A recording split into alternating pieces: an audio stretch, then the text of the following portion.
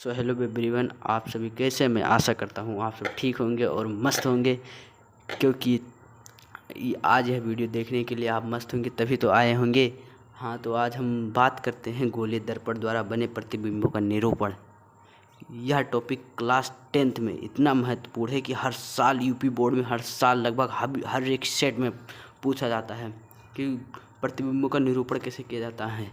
तो आज हम बात करेंगे इस टॉपिक पर, गोलीय दर्पण द्वारा बने प्रतिबिंबों का। इससे पहले कि दोस्तों में हम आपको एक बात और बताना चाहते हैं कि यदि आप कक्षा 10th 11th या 12th में पढ़ते हो, अगर आपको किसी भी सब्जेक्ट में किसी भी टॉपिक पर नहीं समझ में आ रहा है तो उसे कृपया कमेंट में लिख जाए। हम आपको अगले दिन वहाँ वीडियो ज़रूर कर देंगे। लिंक हम नीचे दिया गया है। तथा आपको अगर यह वीडियो पसंद आए तो लाइक भी करें और चैनल को सब्सक्राइब भी करें। मेरे दोस्तों, सब्सक्राइब कर लो, मैं तुम्हें इतना महान बना दूंगा कि आप ज़िंदगी में सोचे नहीं होंगे। हाँ, तो आज के साथ यह वीडियो स्टार्ट करते हैं। हाँ तो दोस्तों, पढ़ेंगे आज हम गोलीय दर्पण द्वारा बने प्रतिबिंबों का निरूपण। अब इसके सर्वप्रथम हमें 3 नियम हैं। क्या कौन कौन से नियम हैं? इसके 3 नियम होते हैं ना, ये तो आप सभी जानते हैं। तो देखिए, इसके 3 नियम हैं। प्रथम नियम क्या कहता है? देखिए दोस्तों, प्रथम नियम कहता है कि दर्पण के मुख्य अक्ष के समांतर चलने वाले प्रकाश किरण दर्पण से परावर्तन के पश्चात मुख्य फोकस से होकर गुजर जाते हैं।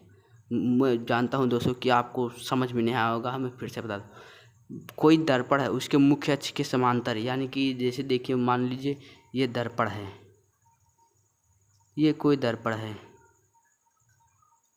ये कोई मान लीजिए दर्पण है, कोई ये दर्पण है, इसका कोई मुख्य अक्ष है, इसका ये मुख्य अक्ष हो गया, ये मेरे दोस्तों मुख्य अक्ष है।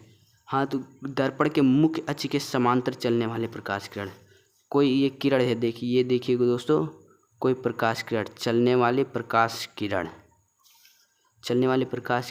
परावर्तन के पश्चात, यानी कि जब यह जाती है, इससे टकराती है तो इसका परावर्तन होता है, पश्चात मुख्य फोकस से, यानी कि ये इसका फोकस बिंदु हो तो ये इससे गुजर जाती है। कहने का अर्थ ये हुआ कि जब कोई प्रकाश किरण किसी दर्पण से टकराकर मुख्य अक्ष के समांतर आती है और किसी मुख्य अक्ष के समांतर आती है, वह दर्पण से टकराकर मुख्य फोकस से निकल गई, यानी कि दर्पण के मुख्य अक्ष के समांतर चलने वाली प्रकाश किरण दर्पण से परावर्तन के पश्चात मुख्य फोकस से होकर जाती है। यानी कि देखिए दोस्तों, ये किरण ऐसे आई, ये मुख्य अक्ष है, और ये ऐसे आई और ये ऐसे टकराकर मुख्य फोकस से चली गई। मेरे दोस्त, ये मुख्य फोकस से चली गई। अब हम पढ़ेंगे द्वितीय नियम। तो देखिए दोस्तों, द्वितीय नियम क्या कहता है?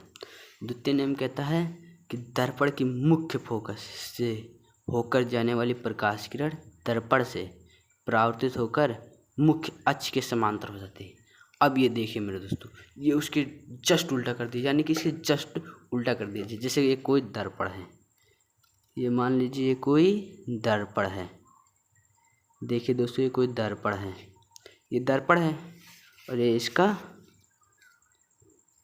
मुख्य अक्ष है, ये इसका मुख्य अक्ष है, ये इसका फोकस बिंदु है।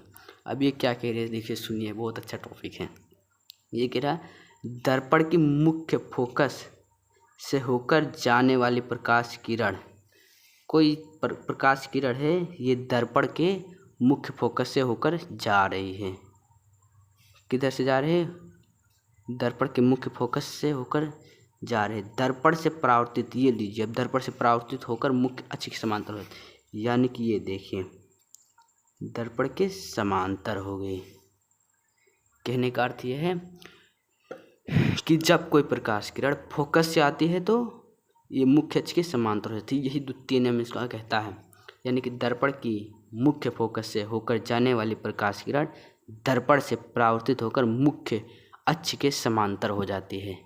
यही है सिंपली बात। इस नियम में क्या था कि समांतर आई, पहले नियम में क्या था, समांतर आई और फोकस से निकल गया, और इसमें क्या, फोकस से आई अब समांतर हो गए।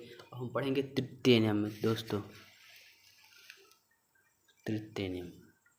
अब देखिए तृतीय नियम क्या कहता है। तृतीय नियम कहता है कि दर्पण के वक्रता केंद्र से होकर जाने वाली प्रकाश किरणें किरण दर्पण से परावर्तन के पश्चात अपने ही मार्ग पर वापस लौट जाती है। ये दोस्तों थोड़ा हटके है, लेकिन यह बहुत ही सिंपल है, बहुत सिंपल, माना कि बहुत सिंपल है। तो यहाँ नीचे दो जगह ने हम यहाँ पर कर लेते हैं। ये कोई दर्पण है,